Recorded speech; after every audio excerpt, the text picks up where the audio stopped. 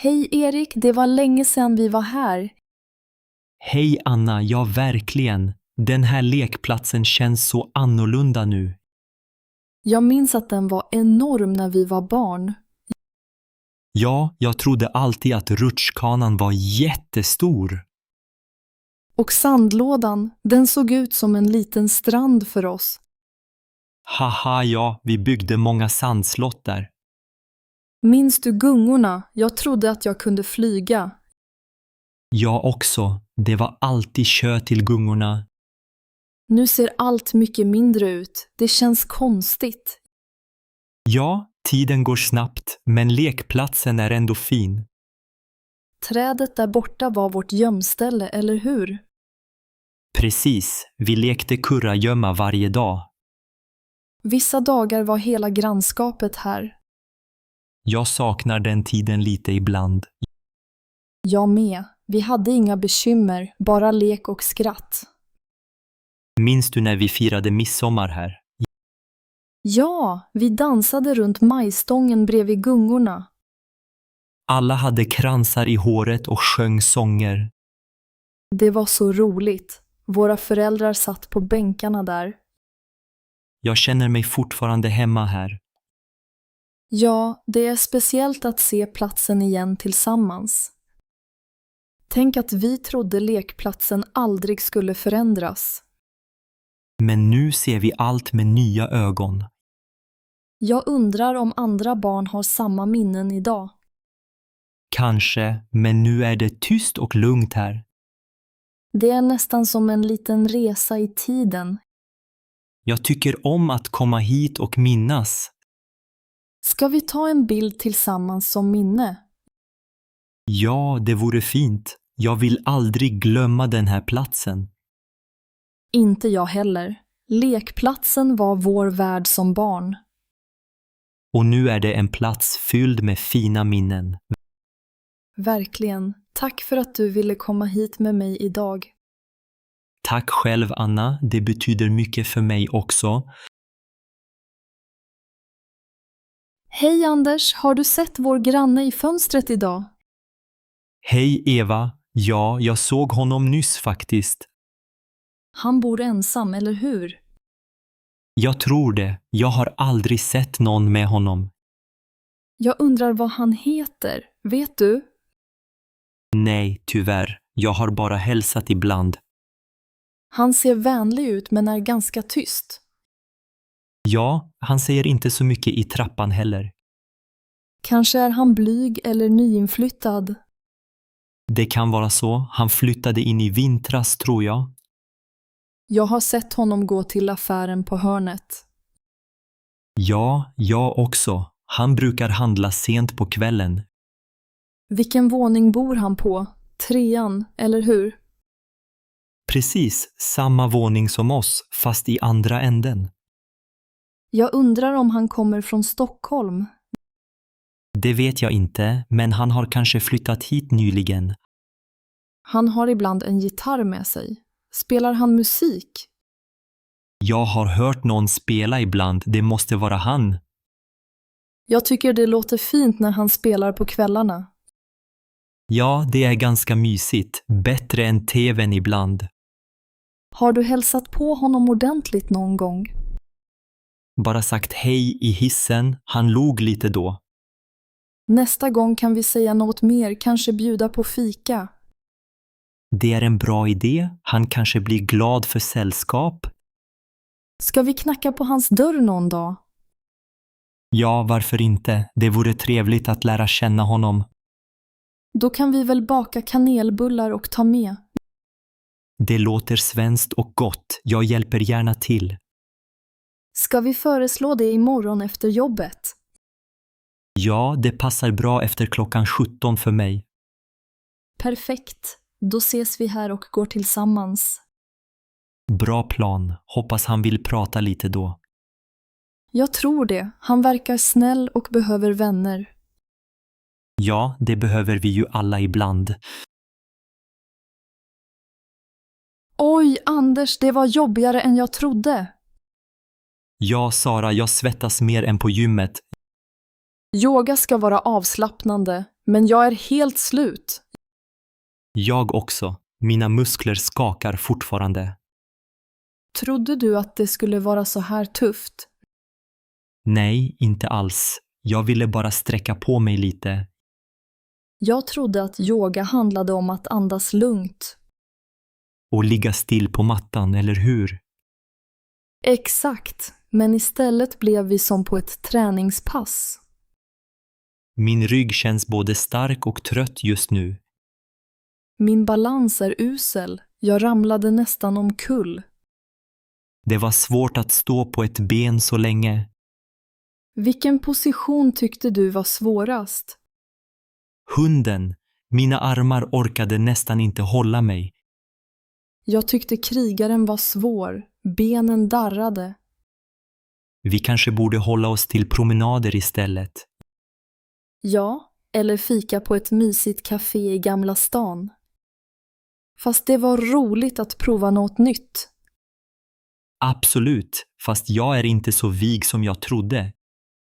Inte jag heller, men vi klarade oss ändå. Har du gjort yoga förut, Sara? Nej, aldrig. Det här var min första gång. Då var vi på samma nivå, haha. Ska vi göra det igen någon gång? Kanske, men då mjukare yoga, tack.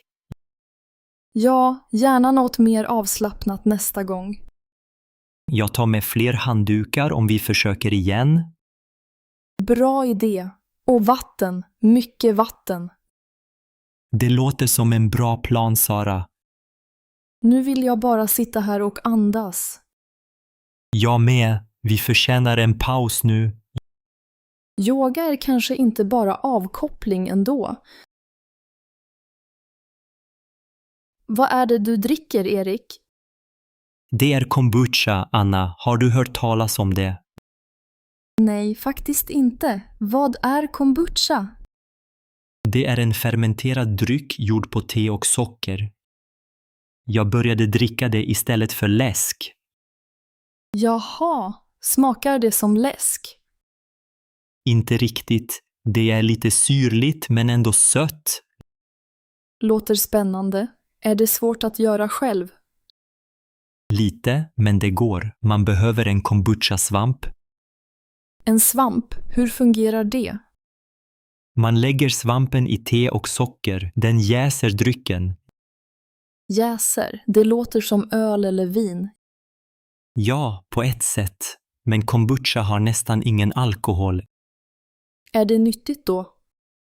Många säger det. Det finns probiotika i den.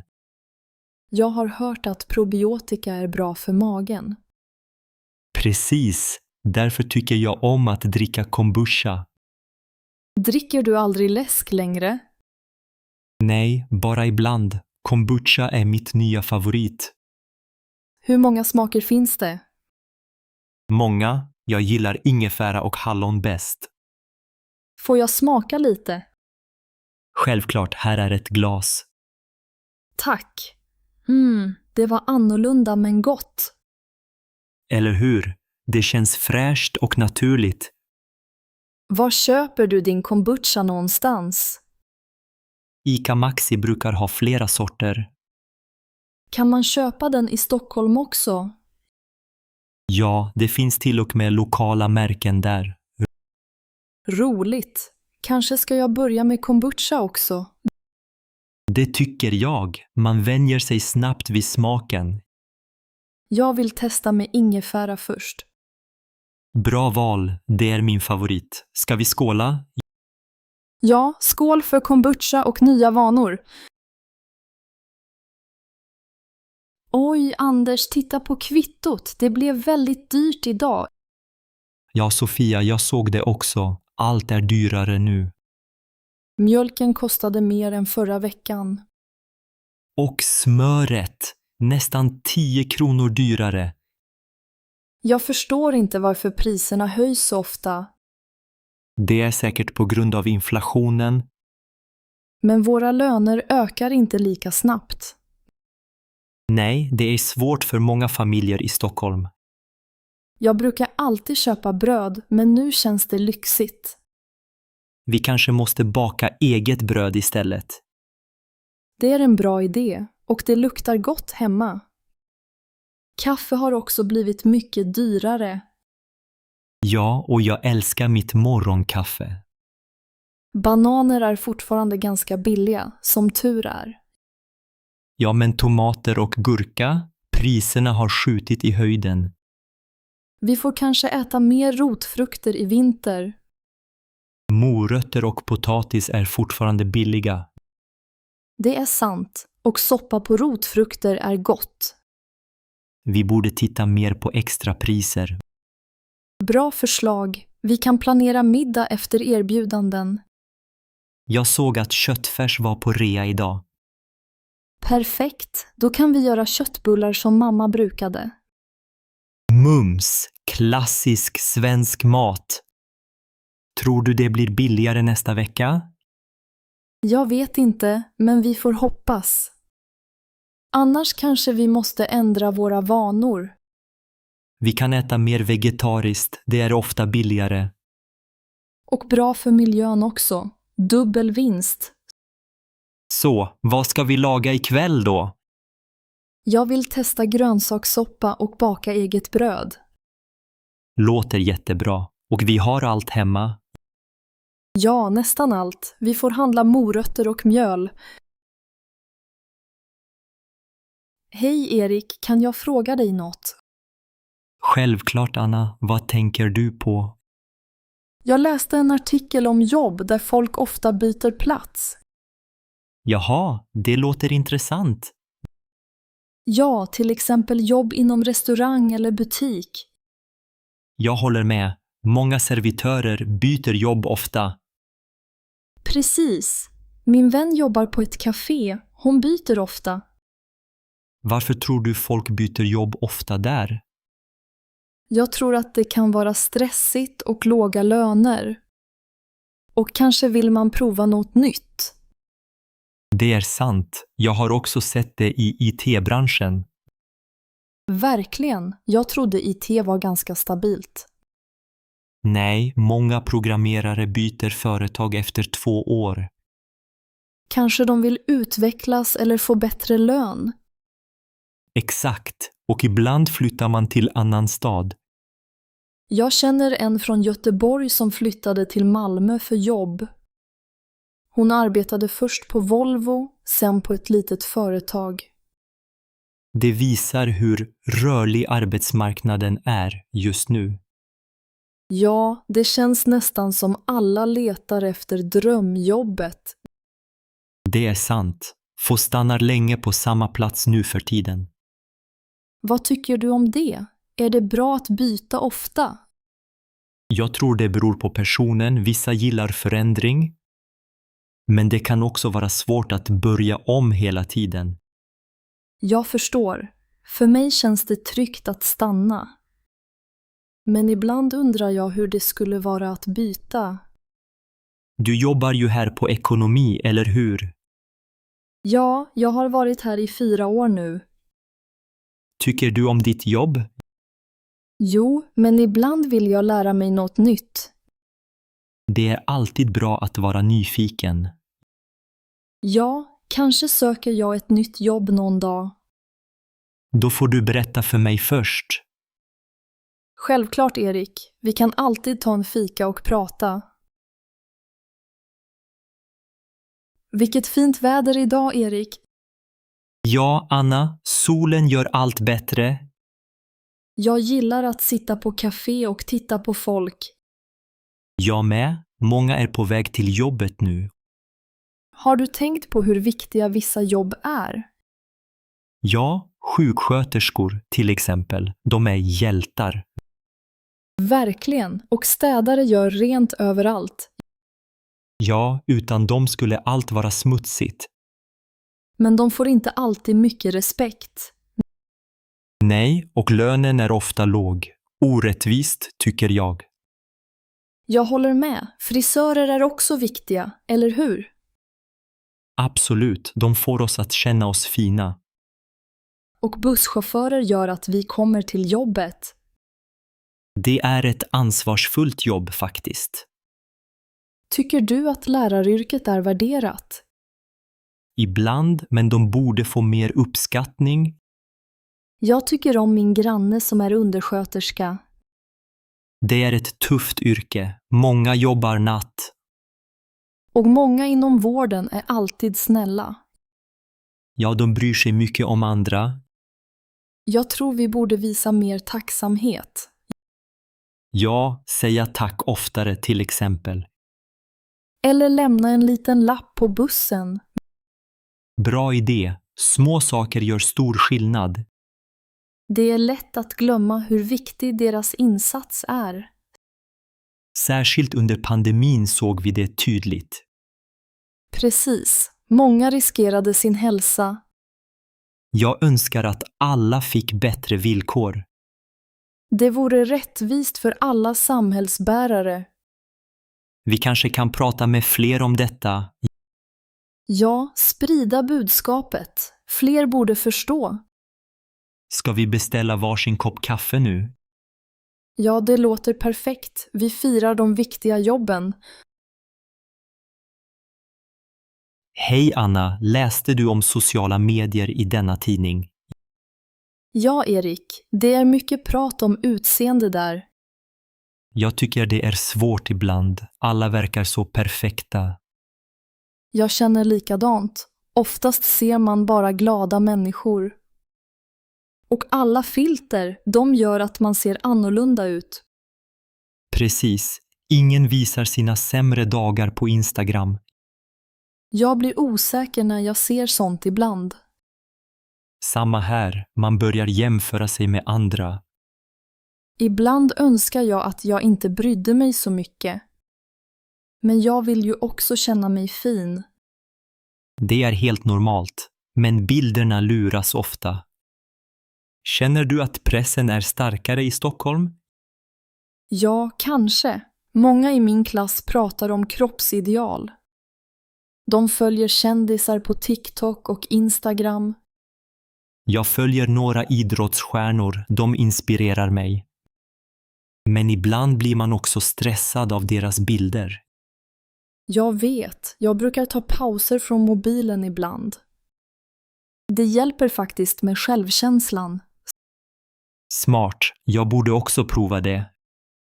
Vi kan kanske gå promenader istället, utan mobiler. Bra idé. Naturen är bättre än likes och filter. Ja, och man blir gladare av frisk luft. Det är sant. Riktiga samtal är också viktigt. Jag gillar att prata med dig, Erik. Jag med, Anna. Det känns tryggt här. Tror du att vi kan bli mindre påverkade? Kanske, om vi hjälps åt och tänker på verkligheten. Vi är fina som vi är även utan filter. Jag håller med, Anna. Du är alltid naturligt fin.